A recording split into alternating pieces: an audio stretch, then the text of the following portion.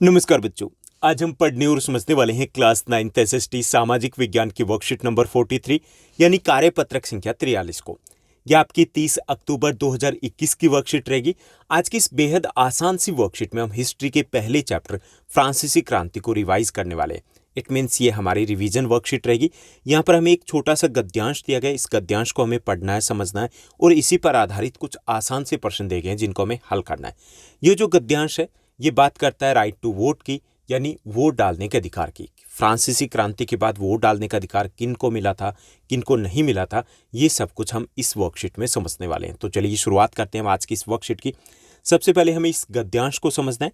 तो सन 1791 में फ्रांसीसी क्रांति के बाद फ्रांस का संविधान तैयार किया जाता है, यानी कि ये पहला संविधान होता है और पहली बार फ्रांस में एक संविधान के द्वारा चुनी हुई सरकार थी, यानी कि संविधान है उसने कुछ नियम कायदे कानून निश्चित किए थे और उसी के तहत एक चुनी हुई सरकार है उसको सत्ता को संभालना था।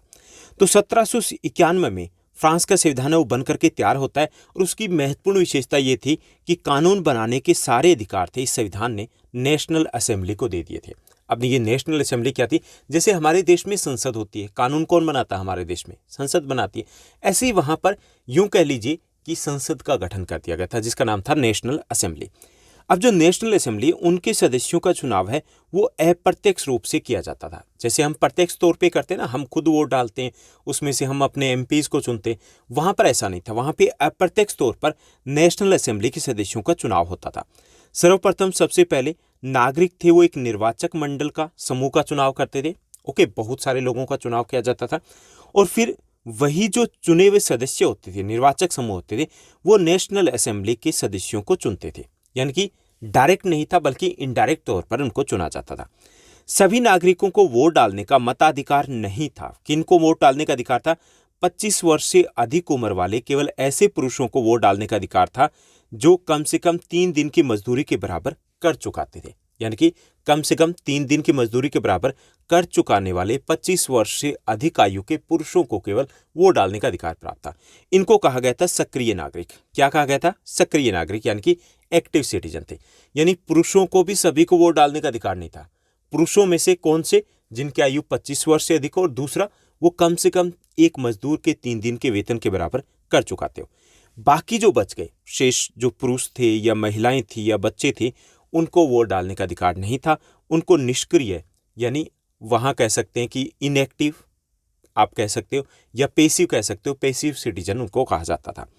निर्वाचक की योग्यता प्राप्त करने और असेंबली का सदस्य होने के लिए लोगों का करदाताओं की उच्चतम श्रेणी में होना जरूरी था। इसके साथ साथ एक और चीज भी थी कि जो नेशनल असेंबली के सदस्य चुने जाते थे उसके लिए जरूरी था कि वो वही लोग सिर्फ चुने जा सकते थे जो धनी लोग थे, यानी जो करदाताओं की उच्चतम श्रेणी में आते थे, जो बहुत ज्यादा कर या टैक्स चुकाते थे। ये था हमारा गद्यांश। अब इसी पर आधारित है हमारे कुछ आसान से प्रश्न। चलिए उनको हल करते हैं। तो यहाँ पे पहला जो प्रश्न दिया गया, 1791 के संविधान ने कानून बनाने का अधिकार किसको दिया था? तो उसके अनुसार पहला है संसद, दूसरा निष्क्रिय नागरिक, तीसरा आम जनता को और चौथा नेशनल असेंबली को दिया गया था। तो इसमें करेक्ट जो आपका आंसर रहेगा, सही विकल्प रहेगा, वो रहेगा डी, नेशनल असेंबली। यानी 1791 के संविधान के अनुसार कानून बनाने का अधिकार था वो नेशनल असेंबली को दे दिया गया था। उसके बाद दूसरा प्रश्न देखिए, नेशनल असेंबली का चुनाव किस प्रकार होता था? सभी नागरिकों के द्वारा होता था।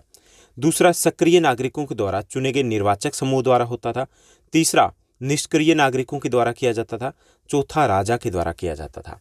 तो इसमें सही जो आपका विकल्प रहेगा वो बी रहेगा, यानी सक्रिय नागरिक थे वो निर्वाचक समूह को चुनते थे और निर्वाचक समूह थे वो नेशनल असेंबली के सदस्यों को चुनते थे। तो बी यहां पर आपका करेक्ट आंसर हो जाएगा।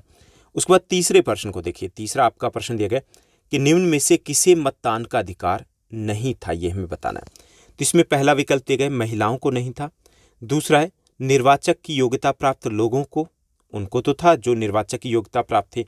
सक्रिय नागरिकों को, सक्रिय नागरिक ही उन्हें कहा जाता था जिनको वोट डालने का अधिकार था। करदाताओं को, जो कर देते थे उनको, लगभग जो 3 दिन की मजदूरी के बराबर कर देते थे, उनको भी वोट डालने का अधिकार प्राप्त था। तो किसको नहीं था? महिलाओं को नहीं था। तो इसमें आपका करेक्ट जो आंसर है वो ए हो जाएगा। महिलाओं को वोट डालने का अधिकार उस वक्त नहीं था। चौथे प्रश्न को देखिए, सक्रिय नागरिक कौन थे? पहला, सभी पुरुष थे। दूसरा विकल्प है सभी महिलाएं थी। तीसरा विकल्प है 25 वर्ष से अधिक करदाता पुरुष, यानी कि जिनकी आयु 25 वर्ष हुई से अधिक थी, पुरुष थे और कर भी देते थे। और चौथा, उपरोक्त में से कोई नहीं। तो इसमें सही जो आपका विकल्प रहेगा वो सी रहेगा।